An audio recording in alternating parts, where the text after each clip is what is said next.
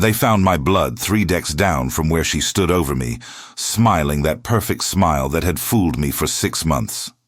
6 months of thinking I'd found something real in this godforsaken war.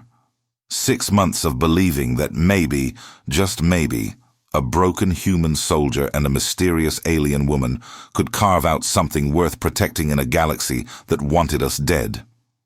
I was wrong, but I'm getting ahead of myself.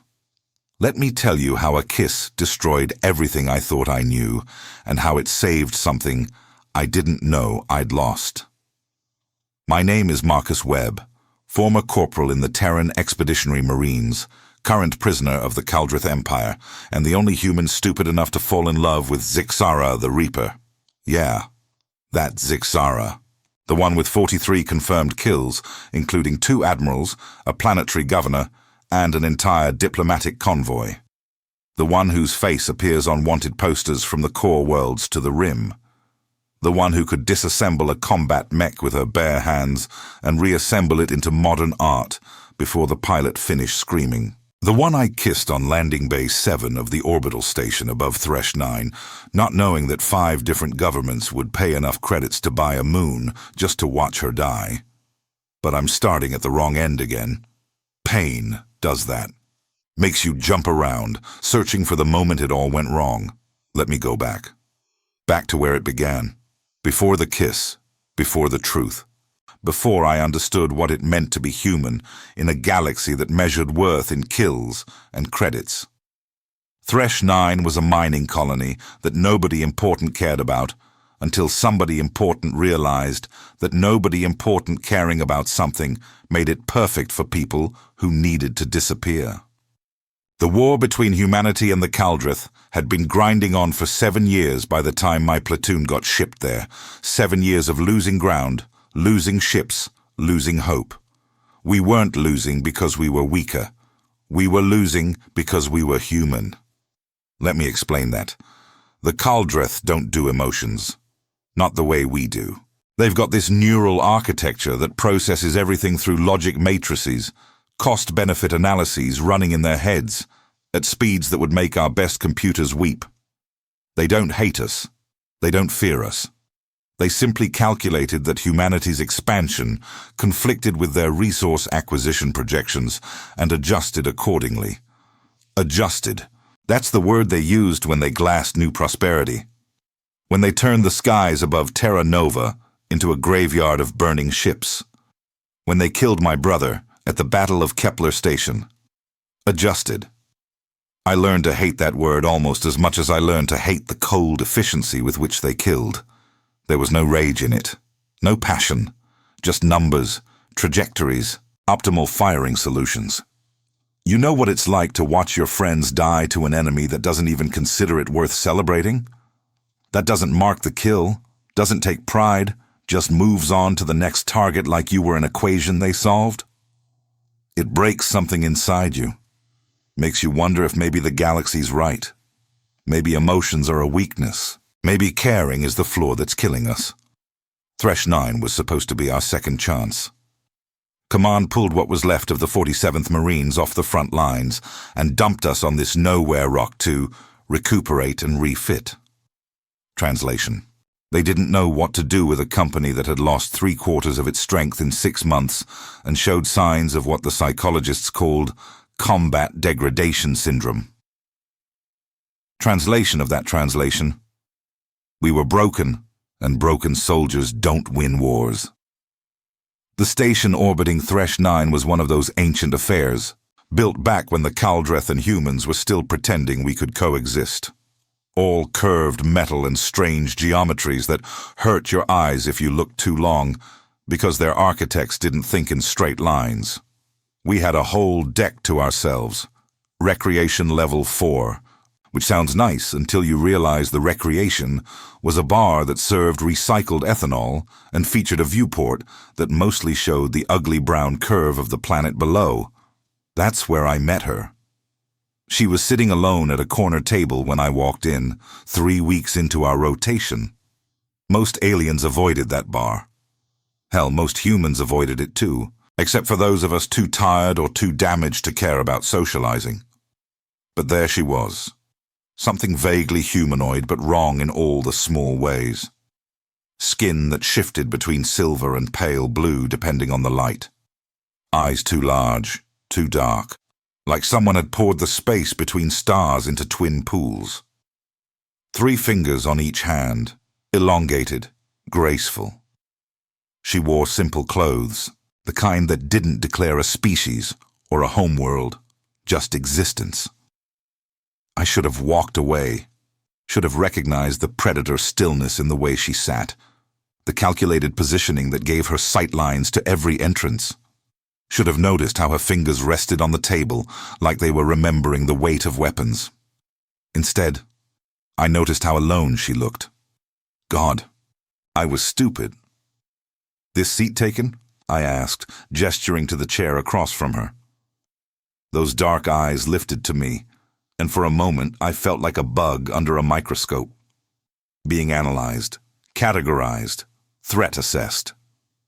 Then something shifted in her face, something that might have been surprise.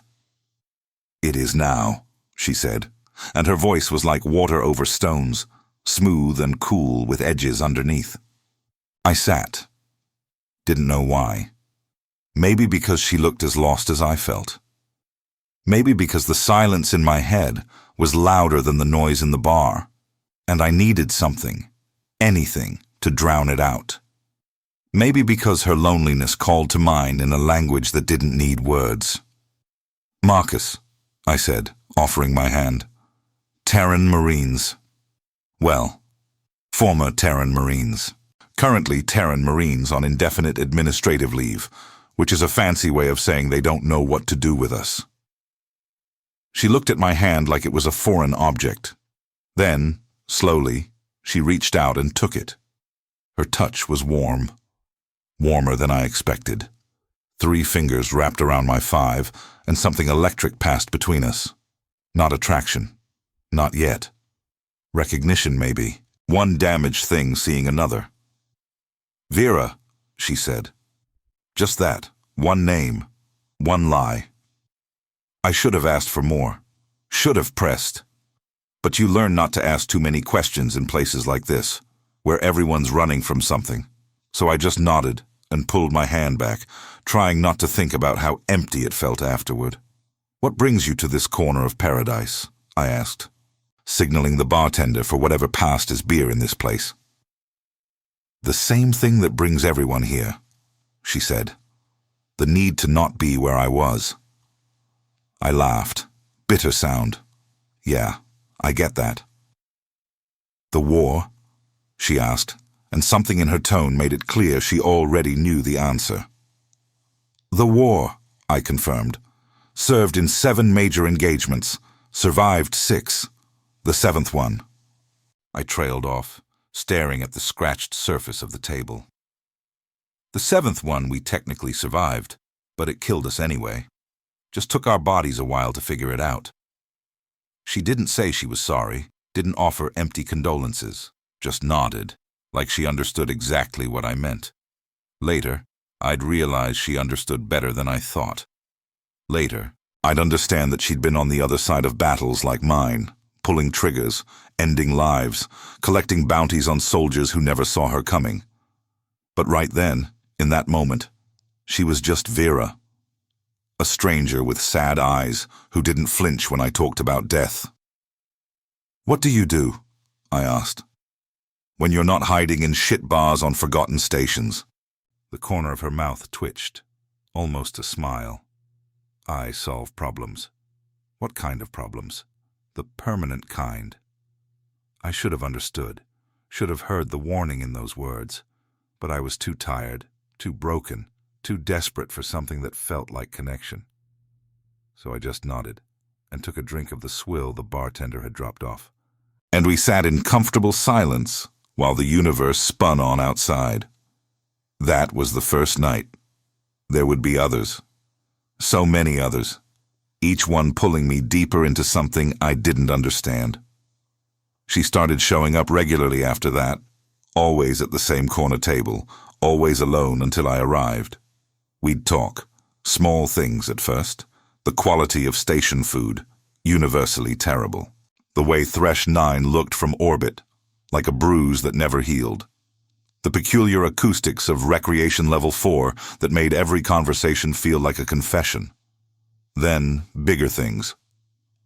I told her about my brother David, about how he'd joined up the same day I did, about how we'd promised Mom we'd watch each other's backs, about how I'd watched his ship explode at Kepler Station and couldn't even recover the body, about the guilt that sat in my chest like a stone because I was alive and he wasn't, and there was no logic to it, no reason, just cruel chance.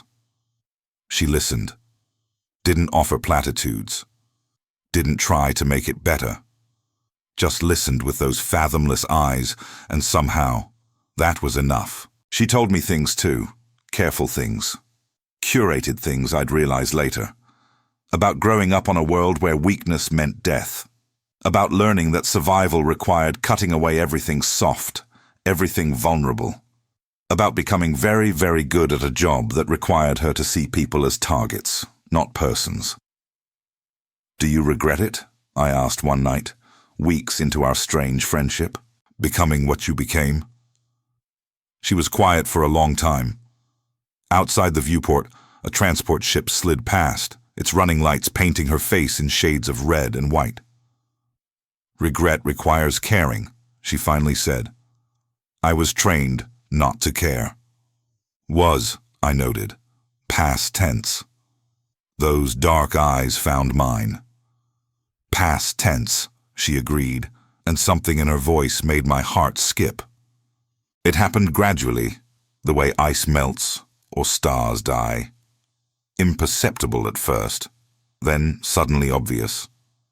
I started looking for her when I entered the bar, started timing my visits to match hers, started noticing the small things, how she always sat with her back to the wall, how her eyes tracked every movement in the room even when she seemed relaxed, how sometimes, when she thought I wasn't looking, her face would go completely blank, like someone had switched off whatever made her seem alive. I should have been scared, should have recognized a predator learning to mimic prey. But I was too far gone, drowning in something that felt dangerously close to hope. 2 months in, she asked if I wanted to see something beautiful. We took a maintenance lift to the observation deck, a place most people avoided because it wasn't temperature controlled and the view was too big, too empty, too honest about how small we all were. But Vera walked to the viewing port like she owned the darkness beyond. And when I joined her, I saw what she meant. The nebula. I'd seen it on scans, read about it in the station briefings, but seeing it like this, raw and unfiltered through the massive viewport, was different. Reds and purples and blues swirling in patterns that hurt to contemplate, stretching light years across space, birthing stars in its heart. The Veil of Sorrows, they called it. A stupid name for something so impossibly beautiful.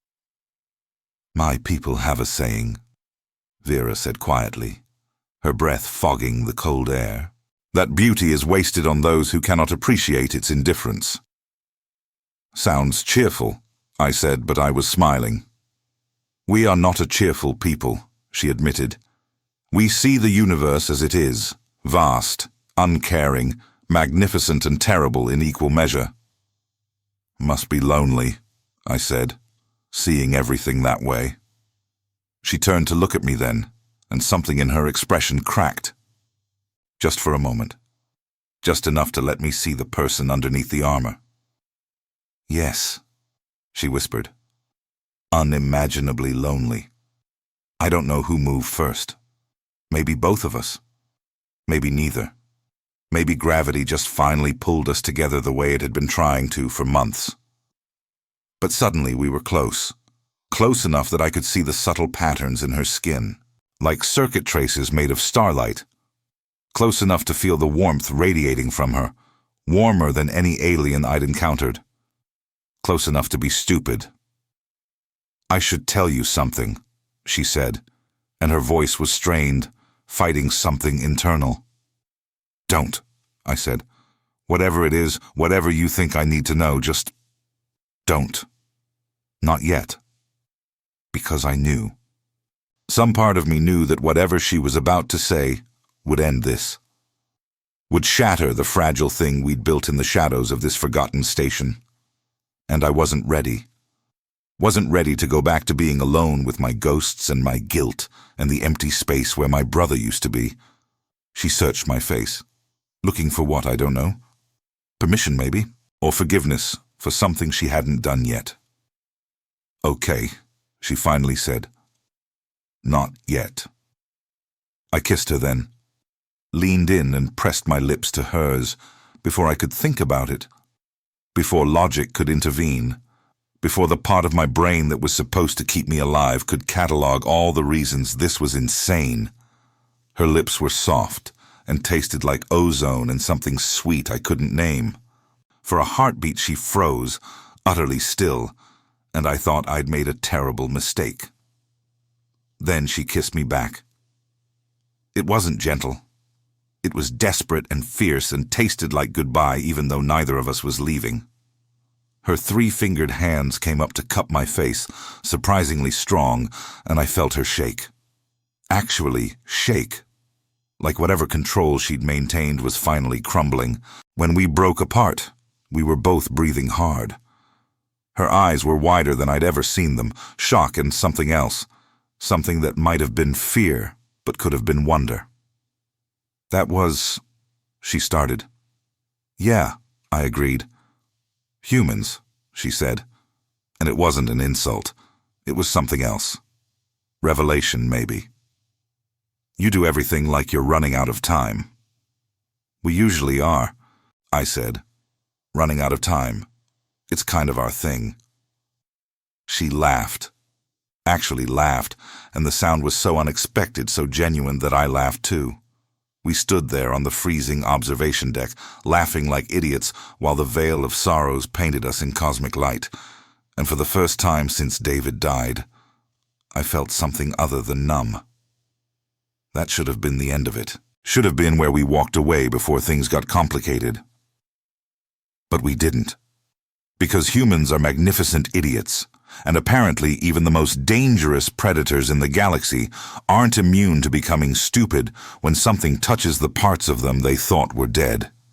The next 3 months were the best of my life, also the most dangerous, but I didn't know that yet. We were careful, didn't flaunt it.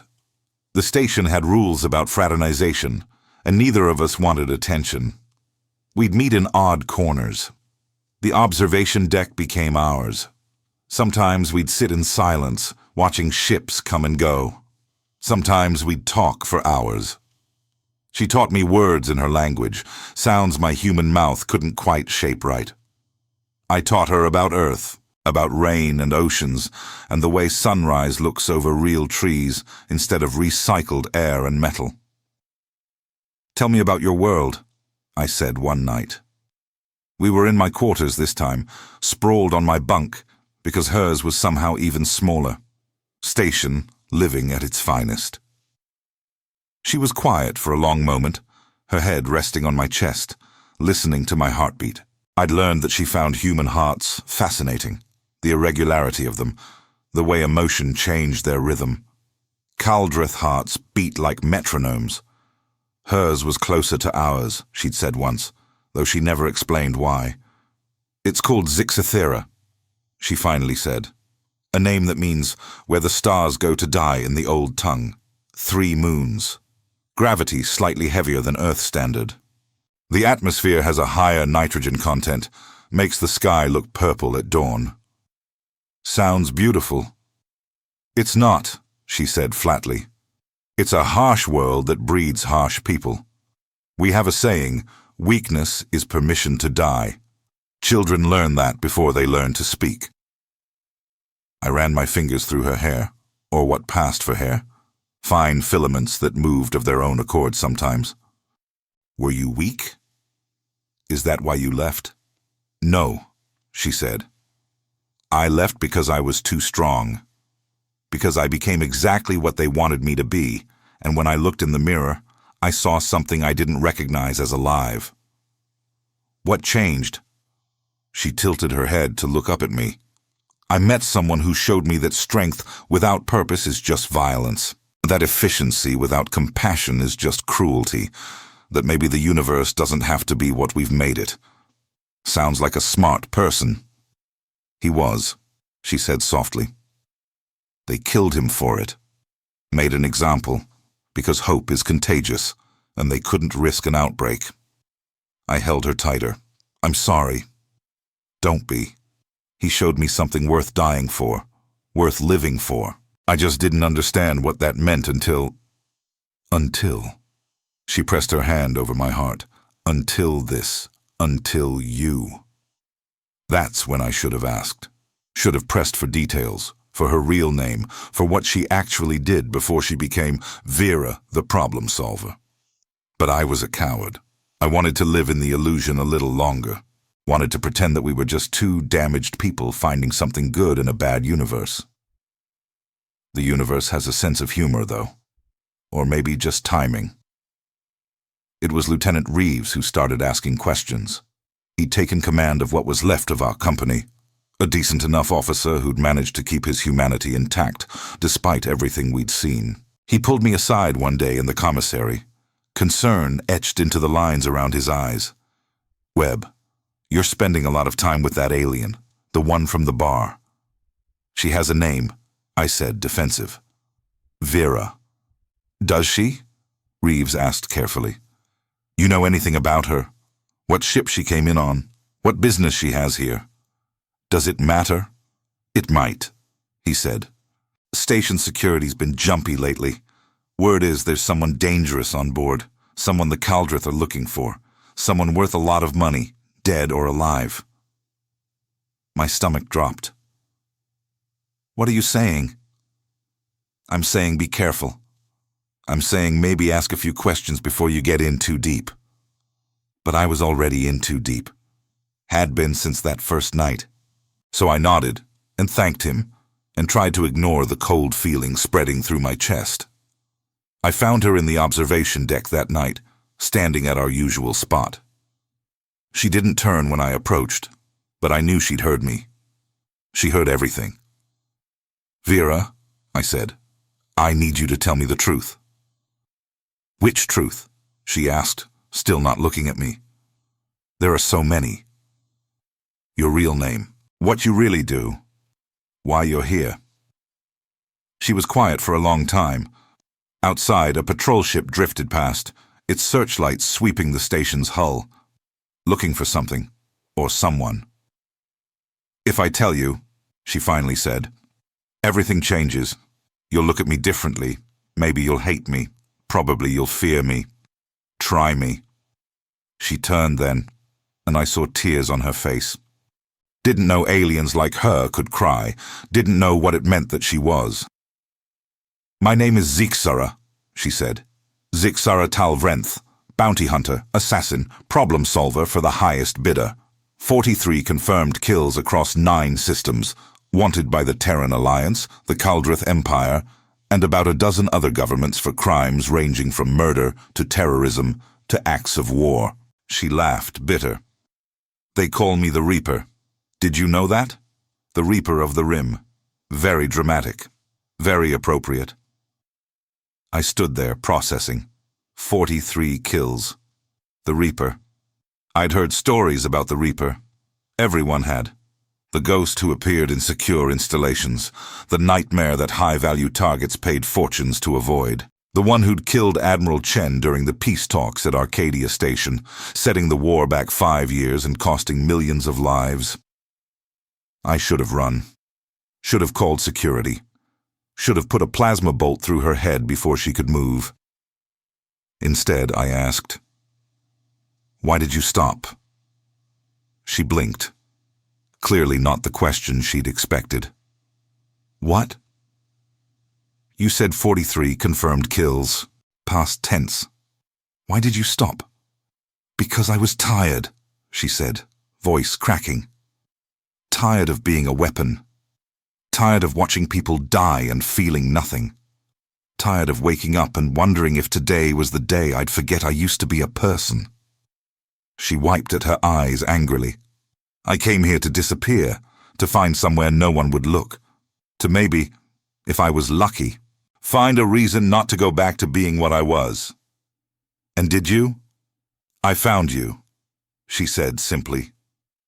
I found someone who looked at me and didn't see a monster, who shared his pain like it was valuable, who kissed me like I was worth something more than my ability to kill. You lied to me. Yes, about everything. About who I was, she corrected. Not about what I felt. Not about any of this. She gestured between us. That was real. Is real. The only real thing I've had in a decade of blood and credits. I wanted to be angry, wanted to feel betrayed, but standing there, looking at her tear-streaked face, all I felt was tired and sad, and weirdly somehow still in love with this beautiful, terrible, broken thing that wore a woman's face. Who are you here for? I asked. Who's the target? She hesitated. Then, no one. I'm not working. Haven't taken a contract in 8 months, but there are people who want me dead. People who don't like that I stopped. Loose ends make them nervous. How many? Hunting me? At least 5 different groups. The Kaldrith have a kill team on station. I've been avoiding them, but they're getting closer. It's only a matter of time before they find me. Why didn't you leave? She looked at me like I was stupid. Maybe I was. Because of you, you idiot. Because for the first time in my life, I had something worth staying for. The patrol ship made another pass outside. Closer this time, and I realized what was happening. They weren't searching randomly. They were herding, tightening a net. They're coming tonight, I said. It wasn't a question. Yes, Zixara confirmed. I've been tracking their movements. They'll hit this deck within the hour. Multiple teams. They're not taking chances. You could fight. I could, she agreed. Could kill maybe a dozen before they brought me down. But that would mean civilian casualties. Would mean your people caught in the crossfire. She smiled sadly. I've killed a lot of beings, Marcus. But I'm trying not to anymore. Trying to be something different. So what? You just give up? Let them take you? Better than the alternative. Bullshit, I said. The word came out harder than I meant. That's coward talk. That's giving up talk. That's the kind of talk I heard from soldiers who'd already decided to die. Maybe I have, she said quietly. Well, I haven't, I snapped. And I don't plan on letting the first good thing I've found in this shit galaxy die because she's too noble to fight for herself. Marcus, you don't understand. These aren't regular security. These are Kaldrith tactical units. Augmented. Neural combat processors. They don't miss, don't hesitate, don't stop until the target is neutralized. So we outsmart them. She actually laughed. Outsmart Kaldrith kill teams. With what exactly? Your charming personality and my questionable life choices? With the one thing they never account for, I said. Human stupidity. I pulled her away from the viewport, already formulating a plan that was probably going to get us both killed. But that was fine. I'd gotten good at probably going to get us killed plans. They were my specialty. Listen, I said, low and urgent. The Kaldrith are logical, right? They calculate optimal approaches. They expect rational responses. Yes, she said warily. Then we give them what they don't expect. We give them human.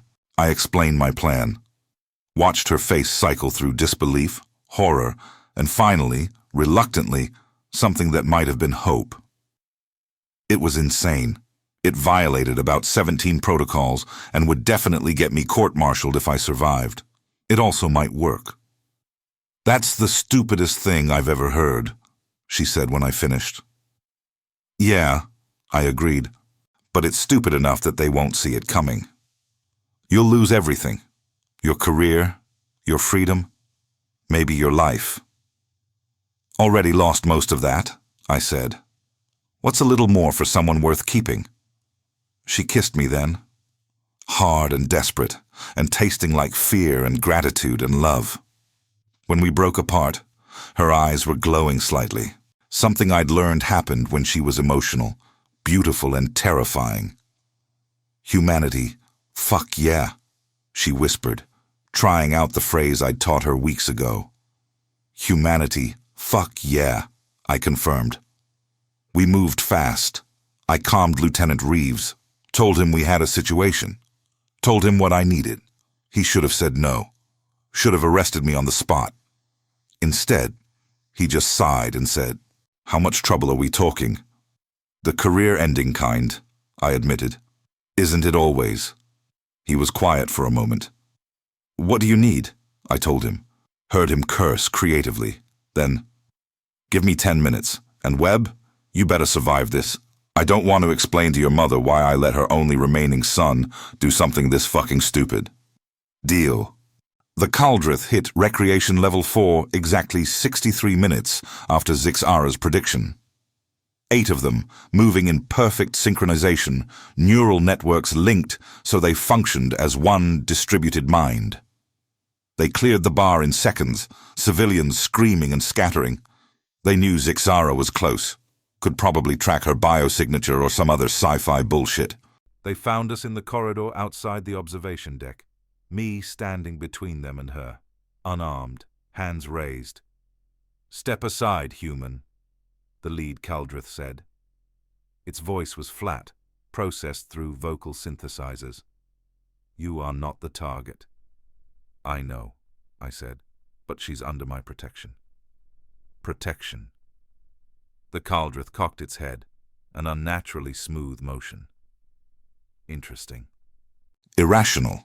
Your survival probability if you persist in this behavior is 0.03%. "Yeah, well, humans are bad at math," and I said. Behind me, Zixara made a sound that might have been a laugh or a sob. "Marcus, don't." "Sorry," I said, already committed. The Caldrith raised its weapon. "Final warning. Step aside or be designated collateral." "Counteroffer," I said. "You leave peacefully, and I don't trigger the explosives I had planted throughout this deck 30 minutes ago." That got their attention. Neural networks lighting up, calculating, processing, trying to determine if I was bluffing. "You would not," the Caldrith said. But there was something in its voice. Uncertainty. They weren't used to uncertainty. "Wouldn't I?" I asked. "What do your calculations say about humans, friend? About how we react when you threaten what we love? We're not logical like you. We don't do cost-benefit analyses. We do stupid, reckless, beautiful things because they feel right, and we do them even when it kills us." I pulled out a detonator. Reeves had come through. It wasn't connected to anything, but the Caldrith didn't know that. Couldn't risk it. "This station has 73,000 civilians on board," the Caldrith said. "You would murder them to protect one target?" "Maybe," I said. "Or maybe I'm bluffing. But here's the thing about humans. We're really, really good at bluffing. It's kind of our evolutionary advantage. So you've got a choice. Take the shot, hope I'm lying, and potentially turn this station into a debris field. Or back off, report back to command that the target is too well protected, and find an easier bounty." I could see their neural networks working, calculating probabilities, weighing risks, trying to find the logical answer to an inherently illogical situation. Finally, the lead Caldrith lowered its weapon. "This is not concluded." "It never is," I agreed. They withdrew. Smoothly, efficiently, perfectly coordinated. Disappeared into the station's corridors like ghosts. I waited until they were gone before my legs gave out. Collapsed against the wall, shaking, the detonator clattering from nerveless fingers. Zixara was there instantly, catching me, holding me up. "You magnificent idiot," she breathed. "You complete and utter fool.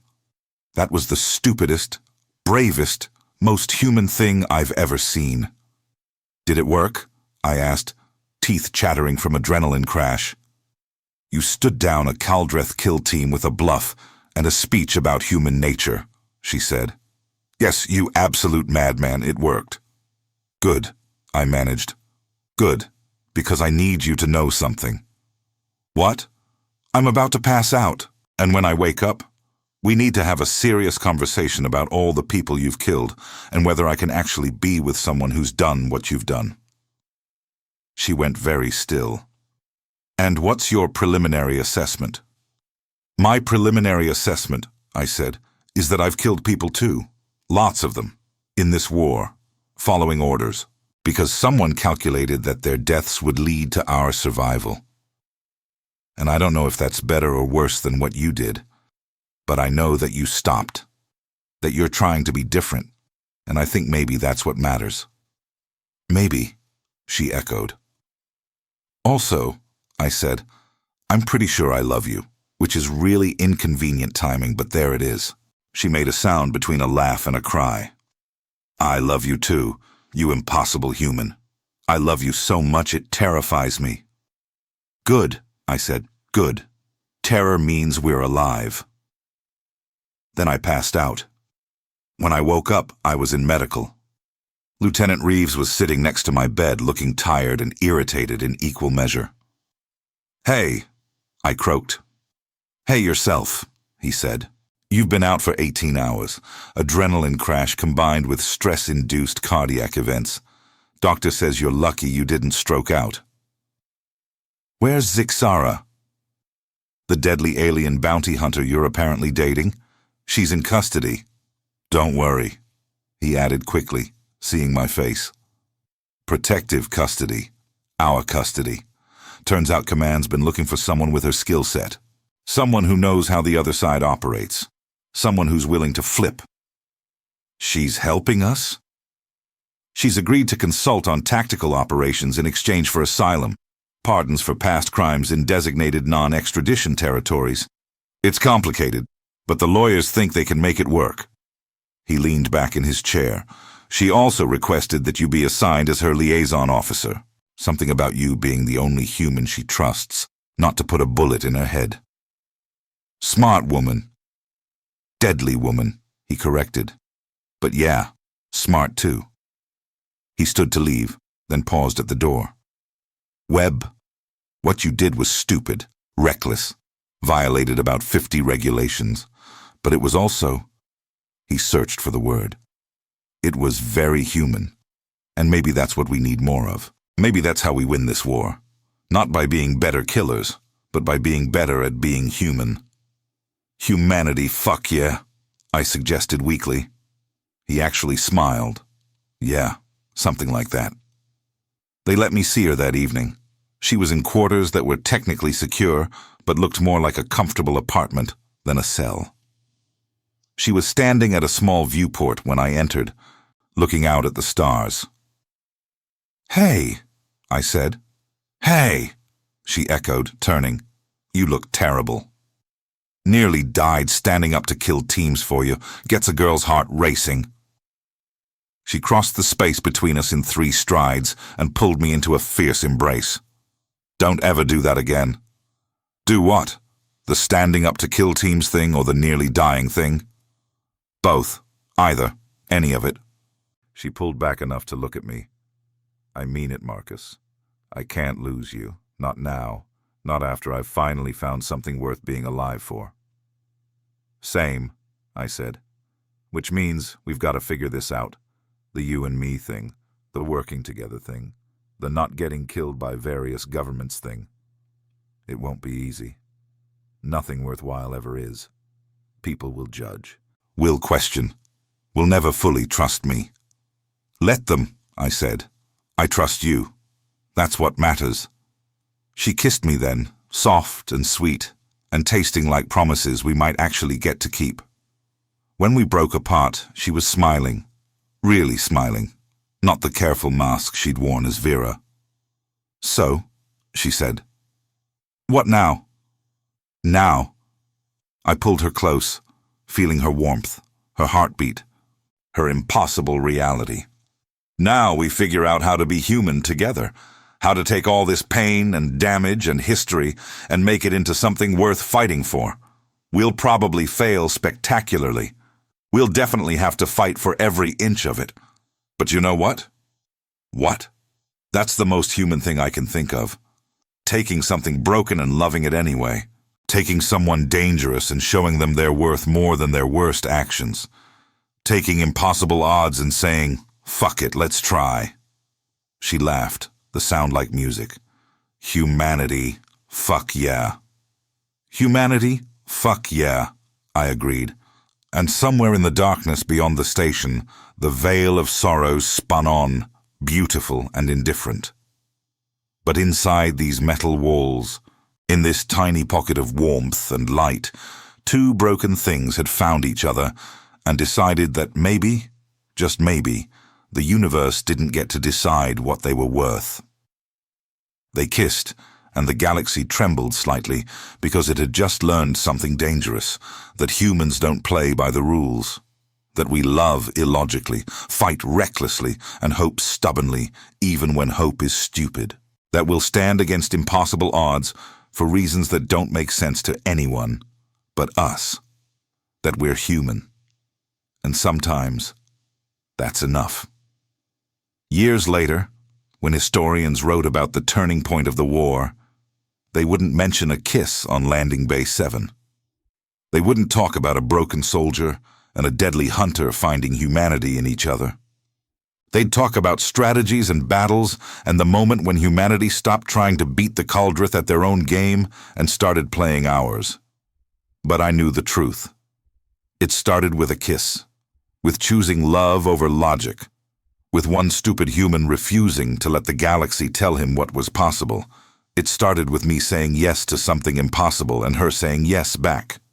It started with humanity doing what humanity does best, being magnificently, gloriously, stupidly human. And that made all the difference.